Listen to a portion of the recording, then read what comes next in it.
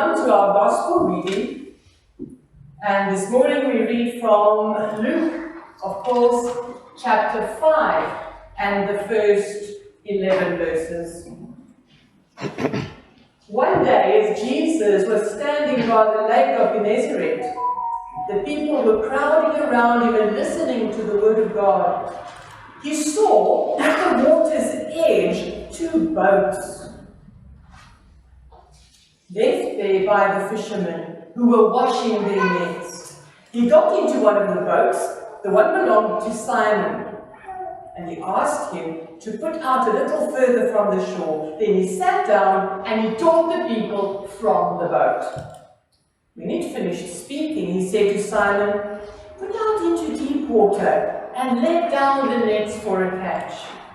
Simon answered, "Master, we've worked hard all night and we haven't caught anything. But because you say so, I will let down the nets."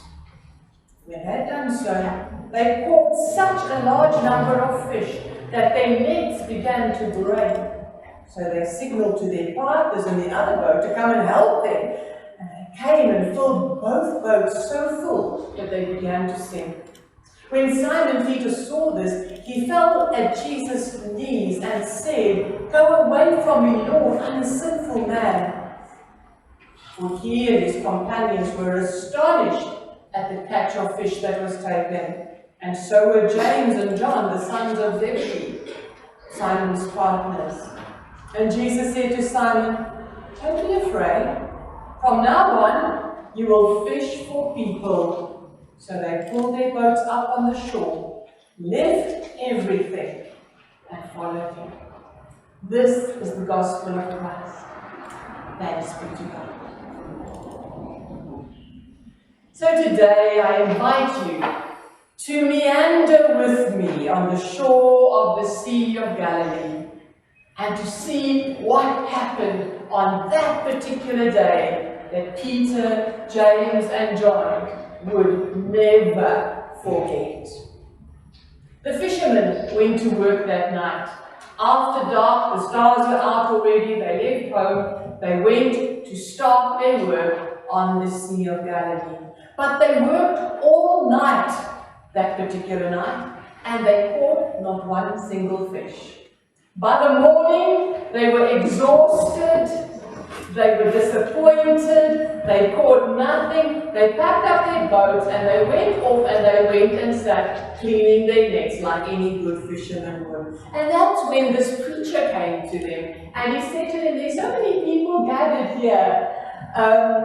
I need to sit on a boat so that I can get to speak to everybody. Can I use your boat? Can you just push it further out for me?" And they did that. But what a different day this turned out to be for Peter, James, and John. No one could ever have guessed what would happen to them.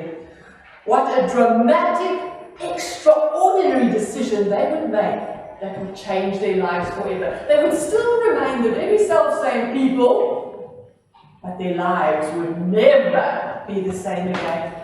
So this is what happened. After the preacher finished talking to the people, he said to the men of the boat, "Come, let's go and see what we can catch." You can hear from Peter's answer. They saw no potential in this invitation.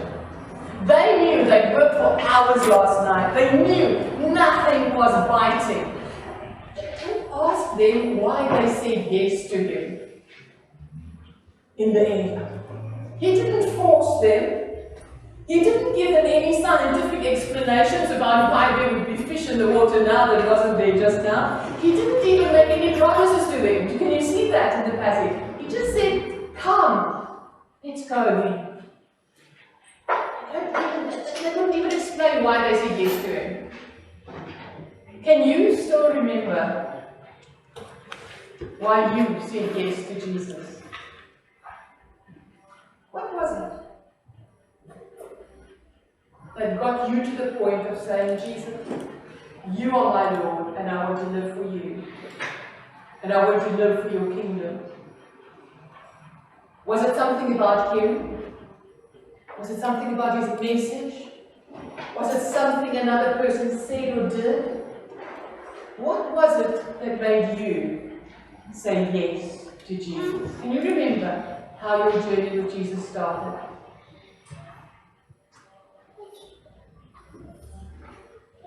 So they got into the boat. For some reason, they got into the boat. And that's where things got exciting. A few hours before, the sea was quiet. It was like there was no living thing. Now, they couldn't keep up. There were so many fish. Their nets couldn't hold the fish. Nothing changed. Nothing changed in those few hours, except they chose to do what the preacher said. It's as if their obedience opened a door to grace. They allowed Jesus to control their boat, and he was able to bless them. And there was more fish than they could count, more fish than their nets could hold. Not, by the way, if you've ever thought about it, not that they were going to get rich from the fish they caught. Because Luke says when they got out of the boat, they left everything and followed Jesus. Somebody else was blessed by that big pile of fish that they caught. They left everything and followed Jesus. Other people were blessed that day with a heap of fish that they could take home and sell. Somehow, when we follow Jesus, somehow when we obey him, things happen that we are able to bless other people. Have you noticed that in your life? Your following Jesus is never only about yourself. It follows that other people are blessed. Who else is being blessed because you chose to follow Jesus? Who else is being blessed because you chose to follow Jesus? Your faith needs to do what the fisherman's obedience did. It needs to touch somebody else. Bless somebody else. Leave the fish on the shore for somebody else to be blessed. Oh, others blessed because you believe. So they were so overwhelmed by this catch of fish. They couldn't cope with it on their own. They had to call for help. The friends came on a second boat. And the second boat came and drew near to their boat, so that from two sides they could maneuver those nets and get the fish into the two boats. When you read the story, one of the things I can't help wondering is, why did Jesus choose Peter, James, and John? They seem to be, when you read the four Gospels, among the very first of the 12 disciples that Jesus chose. You wonder, couldn't Jesus have chosen some better people? Why those three? Just think about it. In this story, the first thing that comes up with, they are professional fishermen.